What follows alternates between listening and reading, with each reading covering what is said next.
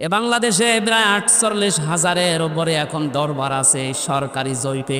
বিভিন্ন জায়গা থেকে একই কথা আসে যে কিয়ামতে আমার এই পীর সাহেব লক্ষ লক্ষ মানুষ নিয়ে কিয়ামতে উঠবে। তা তাহা মিথ্যা করা। কিয়ামতে প্রতিটি মানুষকে আমার সামনে আমি আল্লাহ দাঁড় করাবো বিচারের জন্য। স্রেফ একা একা কয়জন করি বলেন?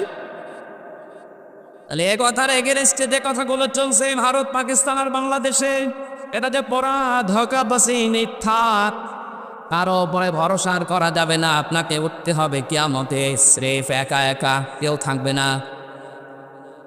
একটু বাস্তবতা নিয়ে ভাবুন তো। কিয়ামতে আল্লাহ বিচার ব্যবস্থার প্রথম ধাপে যখন আল্লাহ আপনাকে ডাকবেন, আপনি যে জীবন তৈরি করলেন, এই জীবনের দিকে তাকিয়ে কি মনে হচ্ছে যে আল্লাহ পাকের সামনে আপনার জীবনের হিসাব দেওয়া যাবে? কিয়ামতে দ্বিতীয় ধাপ সেটা শুরু হবে। এবার আল্লাহর একা ডাকবে না। কোরআনে কারীম জানিয়েছে ইয়াউমা নাদউ কুল্লা উনাসিন বিইমানিহিম। সূরা বনী ইসরাঈলের ৭২ নম্বর আয়াতের প্রথম অংশে আছে আল্লাহ পাক বলেন কিয়ামতের দ্বিতীয় ধাপে এই বিচারের জন্য প্রতিটি মানুষকে আমি আল্লাহর ডাক দেব তার নেতার সাথে। এতক্ষণ পর্যন্ত যে ৪-৫ মিনিট আপনাদেরকে আমি উল্টাপাল্টা বলছি না, এই কারণে কিয়ামতে কিন্তু আপনি এবার দ্বিতীয় ধাপে আল্লাহর কাছে একা উঠতে পারবেন না, নেতা সব উঠতে হবে। আগে আপনার নেতা, এরপরে কর্মী। যশোরবাসী, পাশের জেলায় তো আমার বাড়ি, আপনাদেরকে খুব ভালোবাসি। আমি কোরআনের চোখ লাগিয়ে দেখতে পাচ্ছি যে আমাদের জীবন ভুল পথে আছে। যেহেতু আল্লাহ নিজে জানিয়েছেন কিয়ামতে আপনাকে আপনার নেতার সাথে ডাকবে। আগে নেতা, এরপরে আপনি।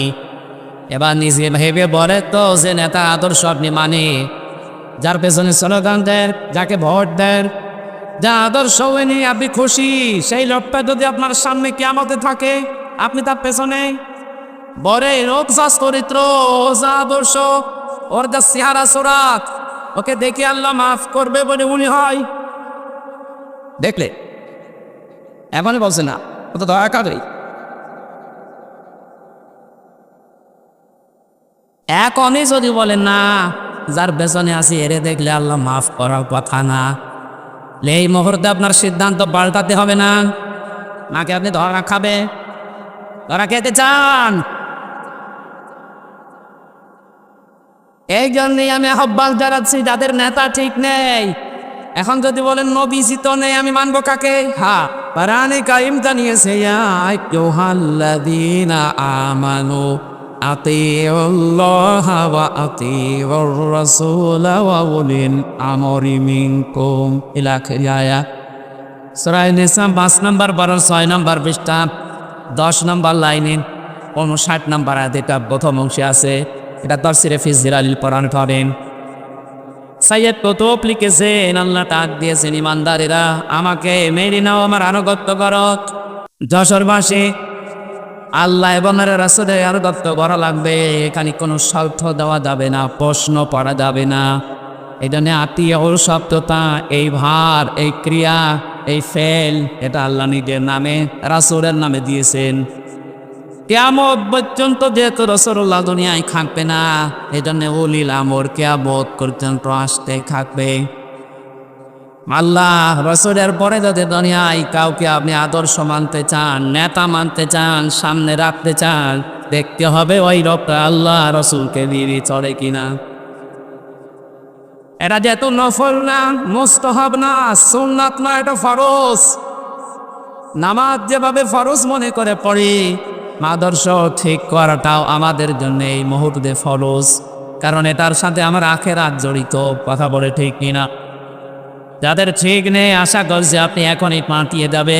আল্লাহ রসুলকে যে লোকটা মেনে চলে তাকে আপনার মানা ফরজ, যে আল্লাহ রসুলকে মানে না তাকে মানা হারাম। এবার আপনার বিবেকের ওপরে দিলাম। একথা শোনার পর কারো যদি মনে হয় যে এটা তো রাজনীতি হয়ে গেল, হ্যাঁ একাই রাজনীতি। আপনার কাছে যারা উল্টো পাল্টা মনে না হয়, এজন্য আমি আয়াত, পারা, পৃষ্ঠা, লাইন, রোকো, সূরার নাম, তাফসীরের নাম বলেছি। আপনি বাড়িতে যেয়ে মিলিয়ে দেখেন। যদি না পান আমি আর কথা বলবো না, কিন্তু যদি পান আপনাকে মেনে নেওয়া লাগবে। এর একটা হাদিস মনে পড়ছে, মানিত্তাবাল হুদা বিগাইরিল কোরআন আদাল্লাহুল্লাহ। তিরমিজি শরীফের হাদিস। বিশ্ব নবী জানিয়েছেন এই পৃথিবীতে কোরআনে কারিম যেখানে নেই, কোরআনের কর্মসূচি চলে না, এরকম কোন জায়গায় যদি কেউ ভালো হওয়ার নিয়তেও যায়, আল্লাহ নিজে তাকে দায়িত্ব নিয়ে পানিয়ে দেয়। যশোরবাসী শব্দের দিকে খেয়াল করেন, নবীজি দল্লা শব্দ দিতে পারতেন, দল্লা ইয়াদিল্লু, তাহলে বাংলা অর্থ আসতো আপনি নিজেই নিজেকে খারাপ বানিয়ে ফেলেছেন। শব্দটা যেহেতু আবাল্লা ইউবিল্লু বাবে ফাল থেকে এসেছে, এই জন্য বাংলা অর্থ দাঁড়িয়েছে আপনি হয়তো ভালো হওয়ার মেয়েতে কোনো জায়গায় গিয়েছিলেন, কোনো দরে হোক, কোনো দরবারে হোক, কোনো আস্তালায় হোক, কোনো দরগায় দরগায়, যেখানেই বলেন আপনার নিয়ত ভালো ছিল, গান ভালো হব, কিন্তু কোরআনে কারিম যদি সেখানে না থাকেন, কোরআনের নির্দেশনা কর্মসূচি যদি সেখানে না পাওয়া যায়, আল্লাহ নিজে দায়িত্ব নিচ্ছেন আপনাকে গোমরা বানিয়ে দেবে। কত বড় ভয়ঙ্কর সম্পত্তি গেছেন, আল্লাহ দায়িত্ব নিচ্ছে। আর এখানে ছোট বড় কম বেশি আমরা সবাই কথা বিশ্বাস করে হেদায়েত দেওয়ার একচ্ছত্র মালিকা হামজার বাবা। আরো বলে জরে আল্লাহ ছাড়া হেদায়েত কেউ দিতে পারে? তিনি বলছেন আমি তোকে খারাপ বানাবো, যেখানে কোরআন নেই ওখানে যদি ভালো হওয়ার নিয়ে তো তুই চাস। যেহেতু হামাবাসী আপনাদেরকে বিভাগে আমার বাড়ি, অন্য বিভাগের লোক যেখানে যায় জাগা, আপনারা তো যাবেন জান্নাতে। আজকে থেকে অন্তত সিদ্ধান্ত নিয়ে বাড়ি দেন, কোরআন যেখানে নেই ওই দল যদি আমার বাবাও কায়েম করে আমি ওই দলে নেই। এটার সাথে একমত আছেন কারা দেখেন? এই আন্দাজে হাত তুলবেন না, হাত তুলে আবার উল্টিয়ে যাবেন। শুধু আলম না, যত জগৎ আল্লাহ বানিয়েছেন, যেখানে আপনি বসবাস করেন সেখানে বিশ্ব নবী বাদ দিয়ে অন্য কাউকে আদর্শ মানা যাবে না। ইয়াসিন হে নেতা, এই শব্দটা আল্লাহর মুখ থেকে আল্লাহ নিজে পেশ করেছে। আল্লাহর ঘোষণা দেওয়া নেতা এই পৃথিবীতে মাত্র একজন। আরো সৌরি বারবার বলছি কারণ এটা শুধু দুনিয়ার বিষয় না, এটা সম্পর্ক আখিরাতের সাথে।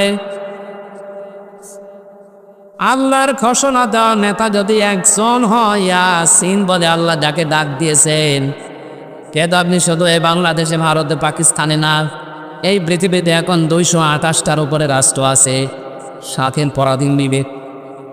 যেখানেই বাস করেন সেখানে আপনাকে মুহাম্মদুর রাসূলুল্লাহকে নেতা মানা লাগবে। এমনকি আপনি যদি বলেন না এই জগতে আমি নেই, আমি আছি মঙ্গল গ্রহে, চাঁদের দেশে, যেখানেই থাকবেন ওখানে আপনার আদর্শ হওয়া লাগবে মুহাম্মদুর রাসূলুল্লাহ। এই শব্দটা পক্ষে আল্লাহ নিতে দলিল দিয়েছেন, ইয়াতানাজ্জালু আমরু বাইনাহুম না ইলাখিয়া। সূরা তারাকের ভেতরে আল্লাহ জানিয়েছেন প্রতিটি জগতে আমি আল্লাহর বিধিবিধান নাযিল হচ্ছে ওই সৃষ্টি রেখে রেখে। যেখানে আল্লাহর যেই সৃষ্টি আছে ওখানে আল্লাহ ওই রকম বিধান নাযিল করছে। রাবে যদি মঙ্গল গ্রহে বাস করে ওখানে আপনার জন্য হয়তো আলাদা বিধান আল্লাহ নাযিল করেছে ওখানে যারা আছে, কিন্তু নেতা আদর্শ মানা লাগবে মুহাম্মদ রাসূলুল্লাহকে। এর সাথে সাথে ডিমান্ড আছে, কারণ বলেন কেন বারবার বলছি বলেন তো? এরা যদি শুধু দুনিয়ার সাথে সম্পর্কিত হতো, কসম আল্লাহ আর আমি ময়দানে বলতাম না। এটার সম্পর্ক আখিরাতের সাথে, কারণ মরণের বনে আল্লাহ যখন বিচার ব্যবস্থা কায়েম করবেন, তার বিচারের ধাপগুলো হবে 3টা। তাফসীরে মনির মুফাসসির লিখেছেন, 1 নম্বরে এই মানুষকে আল্লাহ ডাক দেবে বিচারের ময়দানে একা একা। এখান থেকে একটা শিক্ষা পাওয়া যায়, এ বাংলাদেশে প্রায় 48,000-এর উপরে এখন দরবার আছে সরকারি জরিপে। কত? বিভিন্ন জায়গা থেকে একই কথা আসে যে কিয়ামতে আমার এই পীর সাহেব লক্ষ লক্ষ মানুষ নিয়ে কিয়ামতে উঠবে। তা দাহা মিথ্যা করা। কোরআনে কারিমের সূরা মারিয়াম 16 নম্বর পারার 10 নম্বর পৃষ্ঠার 15 নম্বর লাইনে 95 নম্বর আয়াত শেষ নাম্বার রুকুতে আছে। এটা তাফসীরে হাক্কানিতে পড়ে। রাব্বুল আলামিন বলেন, ওয়া কুল্লুহুম উম্মতিহি ইয়াউমাল কিয়ামাতি ফারদা। কিয়ামতে প্রতিটি মানুষকে আমার সামনে আমি আল্লাহ দাঁড় করাবো বিচারের জন্য, স্রেফ একা একা। কয়জন করি বলেন?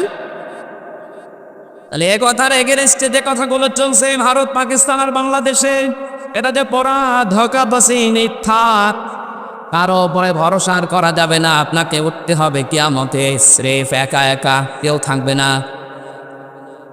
একটু বাস্তবতা নিয়ে ভাবুন তো। কিয়ামতে আল্লাহ বিচার ব্যবস্থার প্রথম ধাপে যখন আল্লাহ আপনাকে ডাকবেন, আপনি যে জীবন তৈরি করলেন, এই জীবনের দিকে তাকিয়ে কি মনে হচ্ছে যে আল্লাহ পাকের সামনে আপনার জীবনের হিসাব দেওয়া যাবে? কিয়ামতে দ্বিতীয় ধাপ সেটা শুরু হবে, এবার আল্লাহর একা ডাকবে না। কোরআনে কারীম জানিয়েছে ইয়াউমা নাদউ কুল্লা উনাসিন বিইমানিহিম। সূরা বনী ইসরাঈলের ৭২ নম্বর আয়াতের প্রথম অংশে আছে আল্লাহ পাক বলেন কিয়ামতের দ্বিতীয় ধাপে বিচারের জন্য প্রতিটি মানুষকে আমি আল্লাহর ডাক দেব তার নেতার সাথে।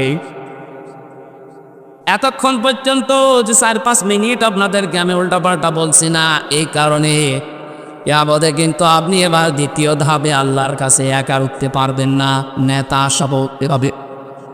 আগে আপনার নেতা, এরপরে কর্মী। যশোরবাসী, পাশের জেলায় তো আমার বাড়ি, আপনাদেরকে খুব ভালোবাসি। আমি কোরআনের চোখ লাগিয়ে দেখতে পাচ্ছি যে আমাদের জীবন ভুল পথে আছে। যেহেতু আল্লাহ নিজে জানিয়েছেন কিয়ামতে আপনাকে আপনার নেতার সাথে ডাকবে, আগে নেতা এরপরে আপনি। এবার নিজে ভেবে বলে তো যে নেতা আদর্শ আপনি মানে, যার পেছনে স্লোগান দেন, যাকে ভোট দেন, যা আদর্শ নিয়ে আপনি খুশি, সেই লোকটা যদি আপনার সামনে কিয়ামতে থাকে, আপনি তার পেছনে বরে রোগ যা চরিত্র, ও যা আদর্শ, ওর যা চেহারা সুরাত, ওকে দেখে আল্লাহ মাফ করবে বলে মনে হয়? দেখলে এমনই বলছে না, ও তো দয়া করে। এখনই যদি বলেন না, যার পেছনে আছি এরে দেখলে আল্লাহ মাফ করার কথা না, এই মুহূর্তে আপনার সিদ্ধান্ত পাল্টাতে হবে না। নাকি আপনি ধরা খাবে? ধরা খেতে চান?